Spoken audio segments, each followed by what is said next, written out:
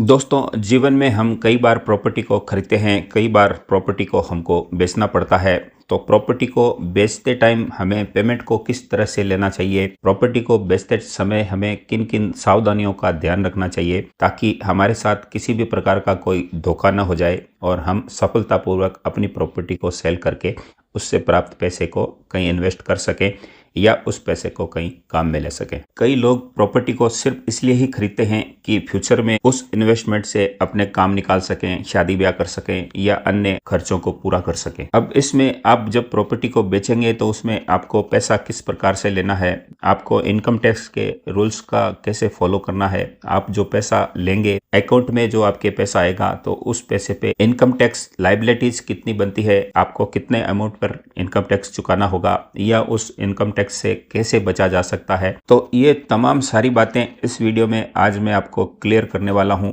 और ये वीडियो इसलिए भी इम्पोर्टेंट है कि इस तरह के कई कमेंट्स हमारे व्यूवर्स हमें बार बार करते हैं कि प्रॉपर्टी को बेचते वक्त पेमेंट को किस प्रकार से लिया जाए, उस पे इनकम टैक्स लायबिलिटीज कितनी बनती है, कितने अमाउंट पे रजिस्ट्री कराना ठीक रहेगा, कितना अमाउंट कैश लेना ठीक रहेगा। ये तमाम सारी बातें इस वीडियो में आज डिस्कस होने वाली है। तो दोस्तों, वीडियो को शुरू करने से पहले हमारा आपसे ये निवेदन रहता है कि इस वीडियो को एक लाइक जरूर कर दें और हमारे channel star real estate and builders को सब्सक्राइब जरूर करके रख लें, बेल आइकन भी जरूर दबा लें। तो दोस्तों, सबसे पहले बात करते हैं कि जब प्रॉपर्टी आप बेचते हैं तो आपको टैक्स किस प्रकार का लगता है। इसमें दो तरह के टैक्स लगते हैं, शॉर्ट टर्म और लॉन्ग टर्म। तो इसमें होता यह है कि जिस वक्त आपने प्रॉपर्टी खरीदी है और जिस वक्त आप बेच रहे हैं तो उसके बीच का जो डिफरेंस अमाउंट है, टैक्स के कुछ कैलकुलेशन के अकॉर्डिंग टैक्स लगता है। इसको हम एक उदाहरण से समझ सकते हैं कि मान लीजिए ऐसी कोई प्रॉपर्टी जो आपने 10 साल पहले 15 लाख रुपए में खरीदी थी और आज उसकी वैल्यू 75 लाख रुपए है। इसमें आप अगर देखें तो मोटा मोटी आपको 60 लाख रुपए का प्रॉफिट हो रहा है। लेकिन इनकम टैक्स की कैलकुलेशन के हिसाब से अगर हम देखें तो 15 लाख की प्रॉपर्टी की वैल्यू 75 लाख रुपए नहीं हो सकती है। अगर इनकम टैक्स के हिसाब से कैलकुलेशन की जाए तो उस 15 लाख की प्रॉपर्टी की वैल्यू 20 से 25 लाख रुपए ही आएगी। तो उस वैल्यू तक आपको कोई भी प्रॉपर्टी गेन टैक्स नहीं देना पड़ता है और ये गणना डीएलसी रेट, सर्किल रेट के अकॉर्डिंग होती है। और अगर आप उस समय की डीएलसी रेट से ऊपर की वैल्यू में प्रॉपर्टी को बेचते हैं या उसका एग्रीमेंट करते हैं तो उस वैल्यू पे आपको गेन टैक्स देना पड़ता है। तो मान लीजिए कि 15 लाख की प्रॉपर्टी आज की रेट में मार्केट वैल्यू 75 लाख रुपए है और आप उसका एग्रीमेंट मान लीजिए 50 लाख रुपए पे कर रहे हैं। तो 75 लाख रुपए और 50 लाख रुपए के बीच में जो डिफरेंस अमाउंट है 25 लाख रुपए, वो तो आपको कैश लेना पड़ेगा। क्योंकि डीएलसी वैल्यू 25 से 30 लाख रुपए ही है तो 25 से 30 और 50 के बीच का जो अमाउंट है उस पे आपको प्रॉपर्टी का गेन टैक्स लगेगा। तो उससे बचने के लिए कि वो टैक्स आपको पे नहीं करना पड़े, इनकम टैक्स को वो पैसा आपको नहीं देना पड़े, उसके लिए सबसे बड़ा बचाव का साधन ये है कि आप उस पैसे को उसी ईयर में किसी भी प्रॉपर्टी में री इन्वेस्ट कर दीजिए, यानी कि उस पैसे से वापस से कोई भी प्रॉपर्टी खरीद लें। क्योंकि जितने पैसे की हम रजिस्ट्री करवाते हैं उतना का उतना पैसा अगर हम वापस से री इन्वेस्टमेंट कर देते हैं, यानी कि प्रॉपर्टी में इन्वेस्टमेंट कर देते हैं, तो हमें किसी भी तरह के किसी भी टैक्स को नहीं देना पड़ता है। अब सिचुएशन कहीं ऐसी आ जाती है कि उस पैसे को हमें कहीं री इन्वेस्टमेंट करने की बजाय हमारे दूसरे कामों में इस्तेमाल करना पड़ता है। चूँकि प्रॉपर्टी में इन्वेस्टमेंट लोग करते इसीलिए हैं कि कोई शादी ब्याह हो, कोई बड़ा फंक्शन हो और उसको करने के लिए उस पैसे से वो ये काम निकाल सकें। तो उस कंडीशन में आप पे गेन टैक्स का भार पड़ सकता है। तो आप उसमें ये सावधानी बरतें कि डीएलसी वैल्यू से ज़्यादा का एग्रीमेंट न बनाएं और जितनी उस वक्त की डीएलसी वैल्यू है उस से ऊपर का अगर आप एग्रीमेंट नहीं बनाएंगे तो भी आपको किसी भी तरह के टैक्स की लायबिलिटीज आप पर नहीं आएगी। अब बात आती है कि किसी भी प्रॉपर्टी को जब आप सेल करते हैं तो उसका पेमेंट किस प्रकार से प्राप्त करें। अपनी प्रॉपर्टी को बेचने के बाद जो पैसा आपको मिलता है उसको किस तरीके से लें, किस प्रकार से लें, किसी भी तरह का कोई झंझट आपकी लाइफ में न हो। तो चूंकि किसी भी डील को करने में सेल एग्रीमेंट बनाया जाता है और सेल एग्रीमेंट कई लोग 2 बनाते हैं, कई लोग सिर्फ एक एग्रीमेंट बनाते हैं। अगर 2 एग्रीमेंट बना रहे हैं तो जितनी वैल्यू पे आपकी प्रॉपर्टी की डील हुई है उतनी वैल्यू का आप एग्रीमेंट बना लीजिए और उसमें जो एडवांस पैसा दिया जा रहा है उसको मेंशन करवा दीजिए। और इसके अलावा अगर उसमें आपको सेकेंड एग्रीमेंट बनाने की ज़रूरत है, यानी कि पार्टी जो प्रॉपर्टी खरीद रही है वो अगर पैसा आपको बैंक लोन से देना चाह रही है तो उसमें बैंक लोन के एग्रीमेंट का हवाला डाल दीजिए और इस तरह से पूरा एग्रीमेंट आप कर लीजिए। तो दोस्तों, अगर आपको बैंक लोन से पैसा खरीदने वाली पार्टी नहीं दे रही है तो आपको एक ही एग्रीमेंट करना चाहिए और उसमें ऊपर का जो भी पैसा कैश पेमेंट दिया जा रहा है उसको मेंशन कर दीजिए और बाकी के अमाउंट को कब दिया जाएगा और रजिस्ट्री कब कराई जाएगी उसकी एक दिनांक डालकर उस एग्रीमेंट को निष्पादित कर दीजिए। लेकिन अगर लोन एग्रीमेंट बनाना पड़े उस कंडीशन में आपको ये कोशिश करनी चाहिए कि जितने अमाउंट का लोन एग्रीमेंट बनाया जा रहा है उसमें ऊपर का जो भी पैसा आपका डिफरेंस अमाउंट बचता है जो कि 2 नंबर अमाउंट कहलाता है या कैश अमाउंट कहलाता है, तो उस पूरे अमाउंट को आप पहले ही ले लीजिए और उसके बाद जितनी अमाउंट पे आपको रजिस्ट्री करनी है या बायर जितने अमाउंट पे रजिस्ट्री करवाना चाहता है उतने अमाउंट का एक लोन एग्रीमेंट बनाकर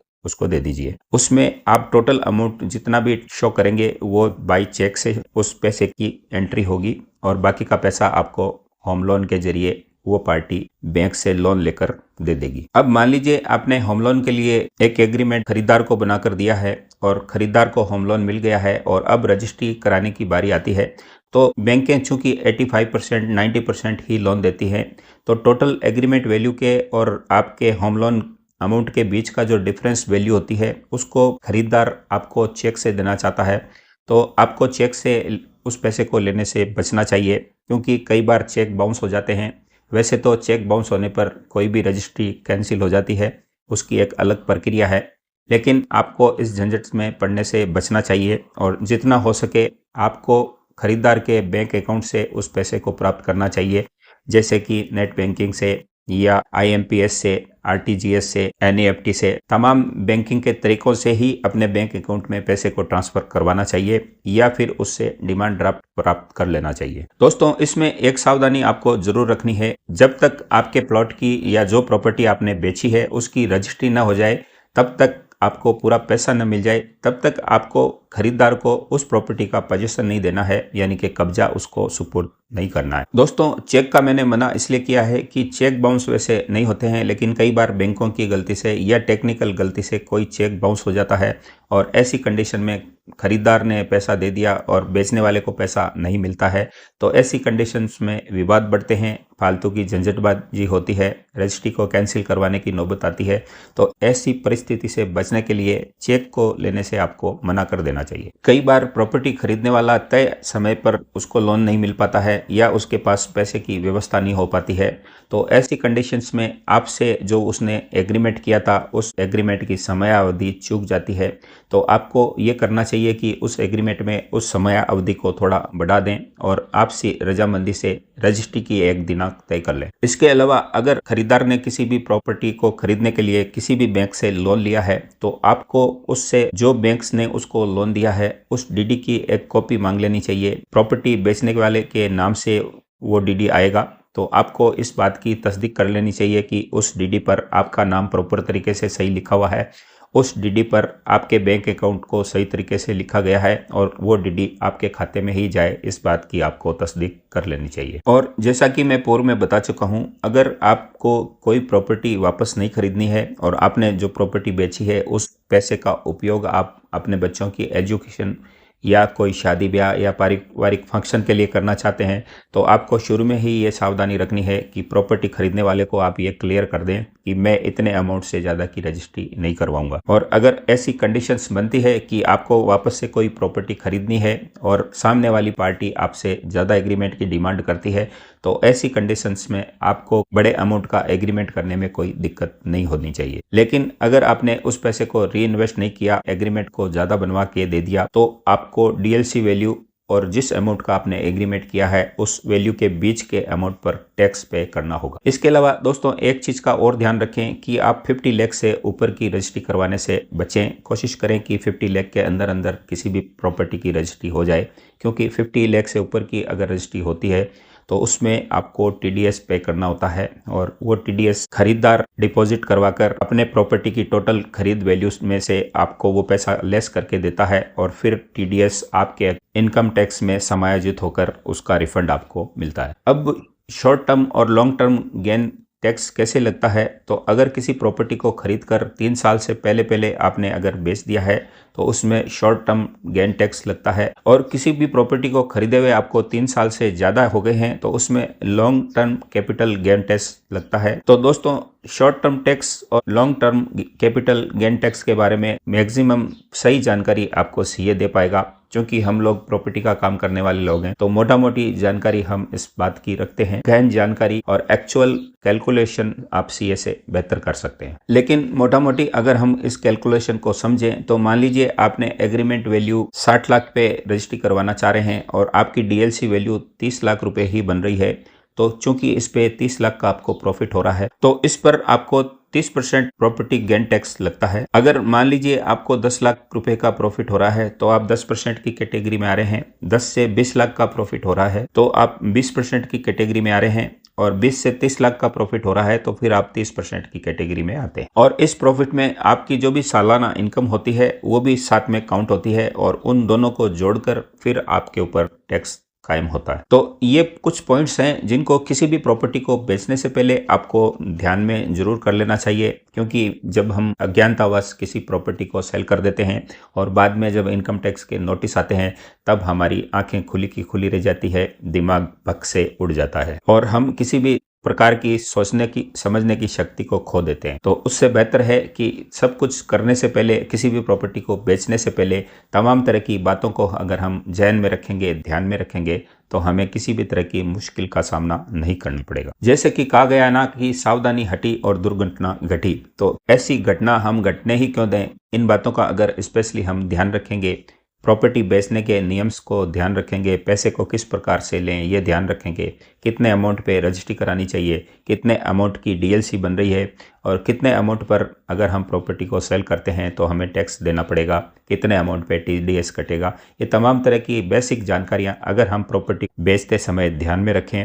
तो हमें किसी भी तरह की मुश्किलों का सामना नहीं करना पड़ेगा। वैसे दोस्तों, छोटी प्रॉपर्टी की सेल पे कोई ज़्यादा तरह की परेशानी नहीं होती है, लेकिन आप अगर बड़े अमाउंट की प्रॉपर्टी की रजिस्ट्री करवा रहे हैं तो उसमें आप इन बेसिक बातों का ध्यान जरूर रखें, क्योंकि 25 लाख से कम की कोई रजिस्ट्री होती है तो उस पे इनकम टैक्स या सब रजिस्ट्रार विभाग संज्ञान नहीं लेता है, लेकिन इससे ऊपर की रजिस्ट्री होती है तो उसकी सूचना इनकम टैक्स विभाग को दी जाती है। और ऐसे में अगर आप कहीं डिफॉल्टर हो जाते हैं या आपसे कोई गलती हो जाती है तो आपकी मुश्किलें बढ़ सकती हैं। दोस्तों, मेरे एक मिलने वाले ने 5 लाख में कोई प्रॉपर्टी खरीदी थी और उसको आने वाले वक्त में उन्होंने 15 लाख रुपए में बेच दिया, और किसी भी तरह की किसी इनकम टैक्स की कोई भी कंडीशंस को उन्होंने ध्यान ही नहीं दिया। तो 2-3 साल गुजरने के बाद उनको इनकम टैक्स का अभी नोटिस मिला था, लेकिन चूंकि उन्होंने वो प्लॉट खरीदा था और उस प्लॉट पे बाद में उन्होंने कंस्ट्रक्शन करवा लिया तो वो बिल वगैरह लगा के उन्होंने उस मैटर को सेटल्ड कर दिया था। लेकिन आप लोग इस बात का जरूर ध्यान रखें कि किसी भी प्रॉपर्टी को बेचते समय